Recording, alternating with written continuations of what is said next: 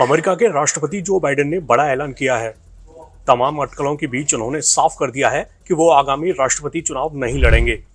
81 साल के बाइडेन का ये ऐलान ऐसे वक्त में सामने आया है जब उनकी ही पार्टी से उन पर पीछे हटने का दबाव लगातार बढ़ रहा था, खासकर तब से जब कहा गया कि बाइडेन ट्रंप के साथ हुई डिबेट में कमजोर दिखे। बाइडेन की उम्र और उनकी सेहत को लेकर भी चिंताएं जताई जा रही थीं।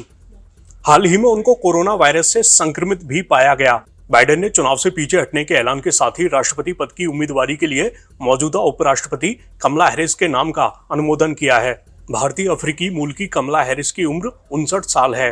बाइडेन ने एक सोशल मीडिया पोस्ट में कहा, मैं कमला हैरिस को इस साल हमारी पार्टी का उम्मीदवार बनाने के लिए अपना पूरा समर्थन देना चाहता हूं। डेमोक्रेटिक पार्टी के एकजुट होकर ट्रंप को हराने का समय आ गया है।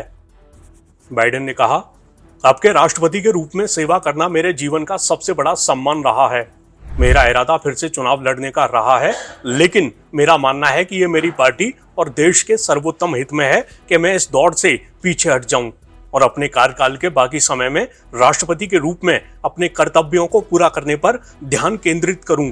इसके अलावा उन्होंने कहा, अभी के लिए मैं उन सभी लोगों के प्रति गहरी कृतज्ञता व्यक्त करना चाहता हूं जिन्होंने मुझे फिर से निर्वाचित होते देखने के लिए इतनी मेहनत की है।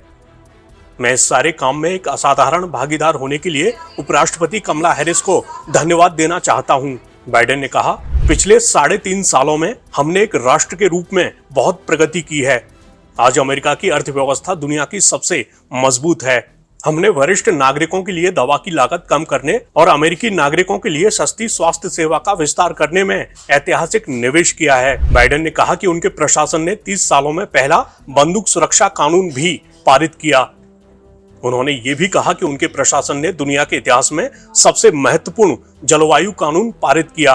राष्ट्रपति बाइडेन ने कहा, मुझे पता है कि ये सब आप अमेरिकी लोगों के बिना नहीं संभव था। हमने साथ मिलकर सदी में एक बार आने वाली महामारी और महामंदी के बाद सबसे खराब आर्थिक संकट पर काबू पाया है। हमने अपने लोकतंत्र की रक्षा की और उसे बचाए रखा है और हमने दुनिया भर में अपने गठबंधन को संवारा और मजबूत किया है। वहीं कमला हैरिस ने कहा कि वो राष्ट्रपति पद के चुनाव में उम्मीदवारी के लिए बाइडेन की ओर से उनके नाम की सिफारिश किए जाने से सम्मानित महसूस कर रही हैं। बाइडेन के अनुमोदन से डेमोक्रेटिक पार्टी की तरफ से राष्ट्रपति पद की उम्मीदवार के रूप में कमला हैरिस की दावेदारी को काफी बल मिला है, लेकिन उनके लिए शिकागो में अगले महीने प्रस्तावित डेमोक्रेटिक नेशनल कन्वेंशन के दौरान पार्टी प्रतिनिधियों का समर्थन हासिल करना जरूरी है।